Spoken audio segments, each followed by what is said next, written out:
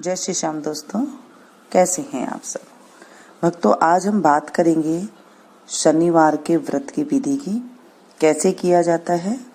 इस दिन शनि की पूजा होती है।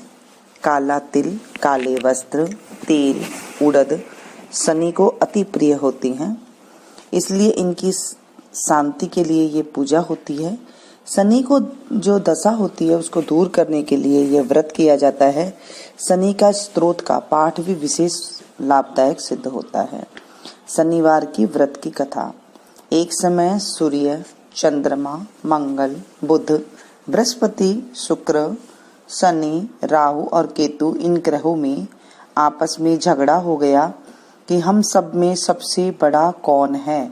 सब अपने आप को बड़ा कहते थे। जब आपस में कोई निर्णय न हो सका तो सबके सब आपस में झगड़ते हुए इंद्र के पास गए और कहने लगे, आप देवताओं के राजा हैं, इसलिए आप हमारा न्याय करके बतलाइए कि हम 9 ग्रहों में से सबसे बड़ा कौन है। राजा इंद्र उनका प्रश्न सुनकर घबरा गए और कहने लगे, मुझ में यह सामर्थ्य नहीं है कि किसी को बड़ा या छोटा बताऊं। मैं अपने मुख से किसी को नहीं कह सकता हूँ। हाँ, एक उपाय हो सकता है।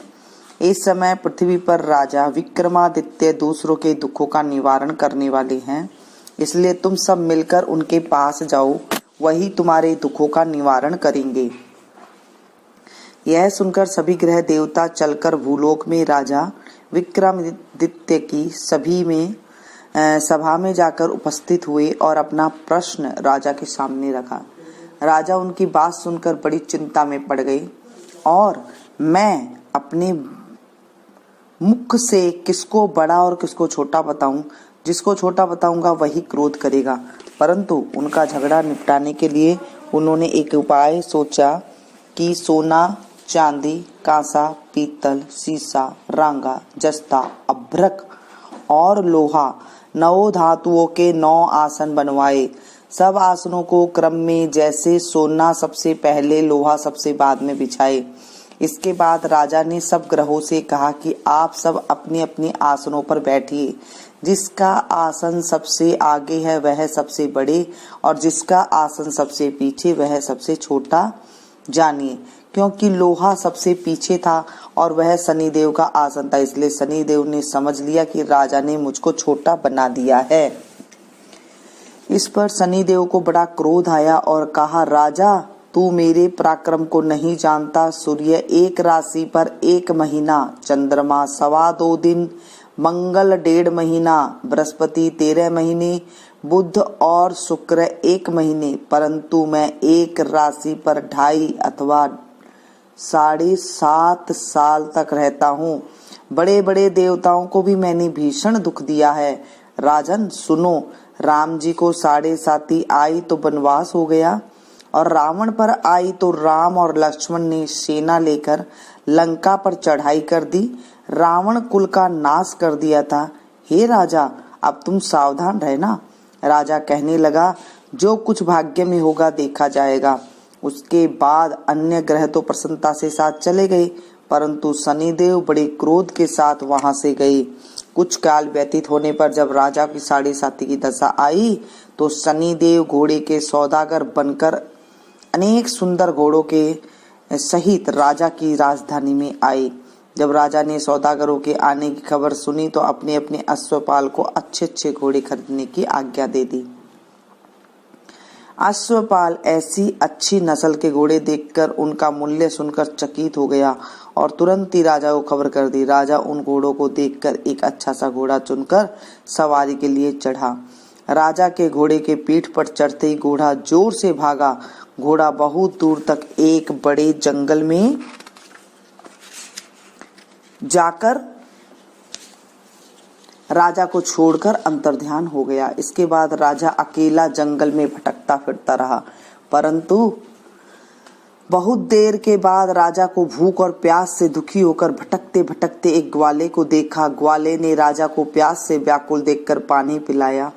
राजा की अंगुली में एक सोने की अंगूठी थी। राजा ने वह अंगूठी निकालकर प्रसन्नता से ग्वाले को दे दी और शहर की ओर चल दिया।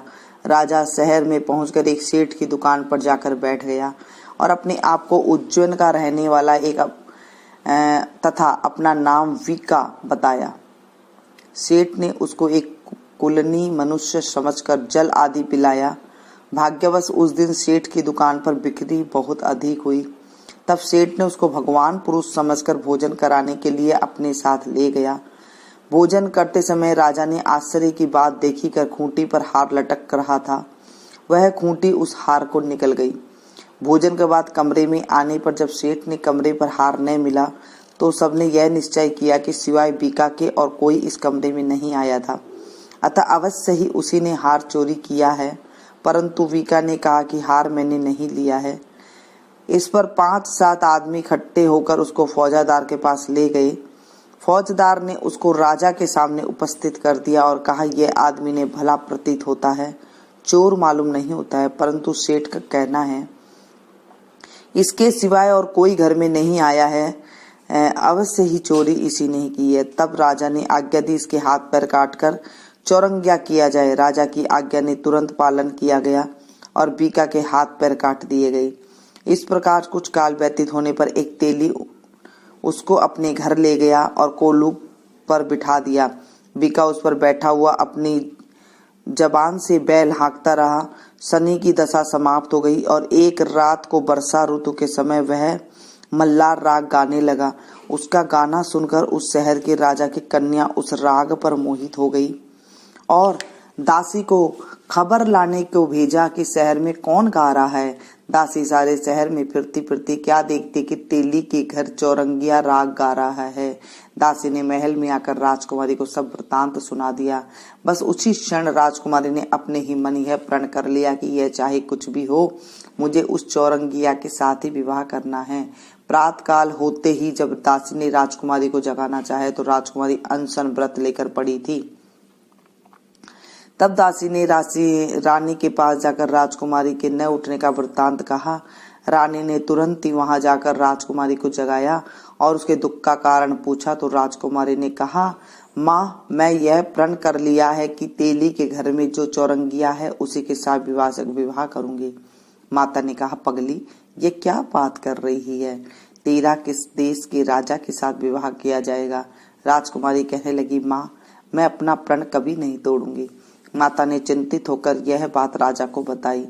तब राजा ने भी आकर समझाया, मैं अभी देश देशांतर में अनेक दूत भेजकर सुयोग्य रूपवान एवं बड़े से बड़े गुणी राजकुमार के साथ तुम्हारा विवाह करूंगा। ऐसी बात सुनकर तुमको कभी नहीं सोचनी चाहिए। राजकुमारी बोली, पिताजी, मैं अपने प्राण त्याग दूंगी परंतु किसी दूसरे से विवाह नहीं करूंगी। इतना सुनकर राजा ने क्रोध से कहा, यदि तेरे भाग्य में ऐसा ही लिखा है तो जैसी तेरी इच्छा हो वैसे ही कर ले। राजा ने तेली को बुलाकर कहा, तेरे घर चौरंगिया है, उसके साथ में अपनी कन्या का विवाह करना चाहता हूँ। तेली ने कहा, यह कैसे हो सकता है? कहाँ आप हमारे राजा और कहाँ मैं नीच तेली। परंतु राजा ने कहा, भाग्य में लिखी को कोई नहीं टाल सकता, अपने घर जाकर विवाह की तैयारी करो। राजा ने उसी समय तोरण और बंदरवाल लगवाकर अपनी राजकुमारी का विवाह चौरंगिया विक्रमादित्य से कर दिया। रात्रि को जब विक्रमादित्य और राजकुमारी महल में सोए तो आधी रात के समय शनिदेव ने विक्रमादित्य को सपने में कहा, राजा, कहो मुझको छोटा बतलाकर तुमने कितना दुख उठाया। राजा ने क्षमा मांगी। शनिदेव ने प्रसन्न होकर विक्रमादित्य के हाथ पैर दिए। तब राजा ने कहा, महाराज, मेरी प्रार्थना स्वीकार करें कि जैसा दुख आपने मुझको दिया है ऐसा और किसी को न दे। शनिदेव ने कहा, तुम्हारी यह प्रार्थना स्वीकार है। जो मनुष्य मेरी कथा सुनेगा या कहेगा उसको मेरी दशा में कभी किसी प्रकार का दुख नहीं होगा और जो नित्य मेरा ध्यान करके चींटियों को आटा डालेगा उसके सारे मनोरथ पूर्ण होंगे। इतना कहकर शनिदेव अपने धाम चले गए। राजकुमारी की आंख खुली और उसने राजा के हाथ पैर देखे तो उसे बड़ा आश्चर्य हुआ। उसको देखकर राजा ने अपना समस्त हाल कहा कि मैं उज्जैन का राजा विक्रमादित्य हूँ। यह बात सुनकर राजकुमारी अत्यंत प्रसन्न हुई।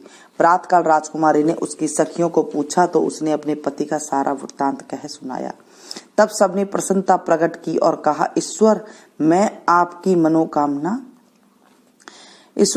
मनोकामना पूर्ण कर दी है। जब उस सेठ ने यह सुना तो विक्रमादित्य के पास आया और राजकुमार विक्रमादित्य के पैरों में गिरकर क्षमा मांगने लगा। आप पर मैंने झूठा चोरी का इल्जाम लगाया था, अतः आप मुझको जो चाहे दंड दें। राजा ने कहा, मुझ पर शनिदेव का कोप था, इसी कारण यह सब दुख मुझको प्राप्त हुआ। इससे तुम्हारा कोई दोष नहीं है, तुम अपने घर जाकर अपना कार्य करो। सेठ बोला, मुझे तभी शांति मिलेगी जब आप मेरे घर चलकर प्रीतिपूर्वक भोजन करेंगे। राजा ने कहा, जैसी आपकी मर्जी हो वैसा ही करे। सेठ ने अपने घर जाकर अनेक प्रकार के सुंदर भोजन बनवाए और राजा विक्रमादित्य के प्रति भोज दिया। जिस समय वह भोजन कर रहे थे, एक अत्यंत आश्चर्य की बात सबको दिखाई दी। जो खूंटी पर हार निकल गई थी वह अब हार उगल रही है।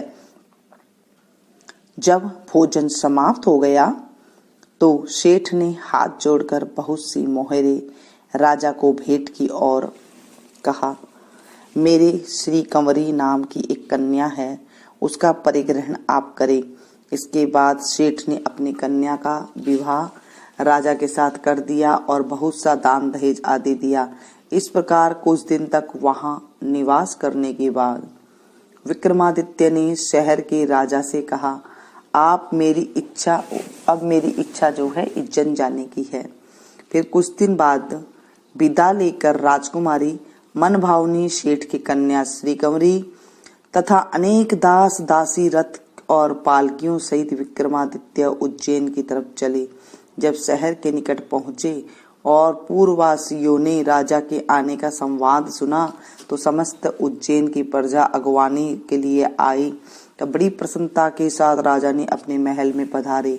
सारे शहर में बहुत बड़ा महोत्सव मनाया गया और रात्रि को दीपमाला की गई।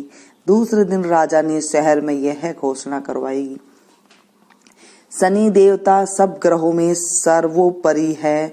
मैंने इनको छोटा बताया था, इसलिए मुझको यह दुख प्राप्त हुआ।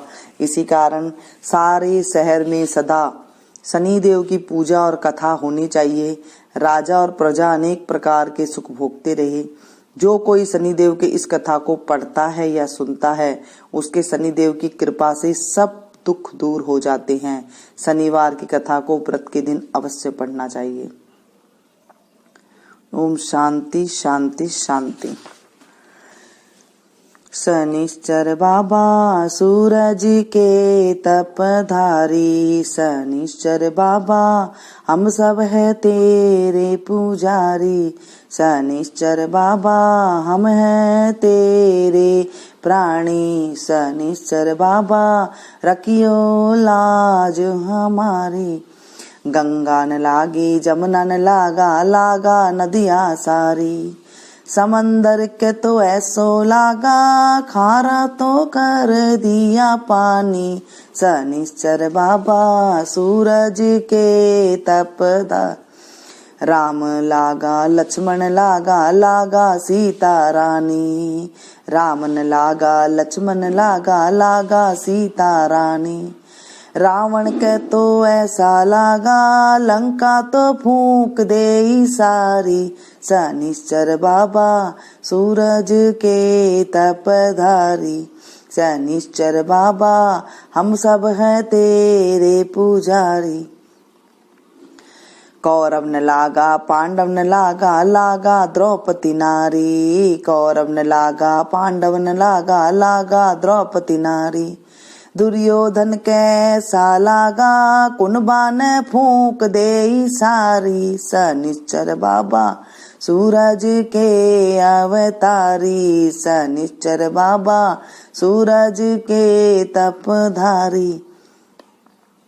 राजन लागा प्रजा न लागा, लागा हरिश्चंद नारी। राजन लागा प्रजा न लागा, लागा हरिश्चंद नारी। हरिश्चंद्र के ऐसा लागा, नीचे गरो भर पानी। शनिश्चर बाबा सूरज के अवतारी, शनिश्चर बाबा सूरज के तपदा। धरती न लागा अंबर न लागा, लागा 9 लाख तारा। धरती न लागा अंबर लागा, लागा 9 लाख तारा। चांद सूरज के ऐसा लागा, ग्रहण पड़ा अति भारी। शनिश्चर बाबा सूरज के अवतारी, शनिश्चर बाबा सूरज के तपधारी। जब बोलो शनिदेव महाराज की जय।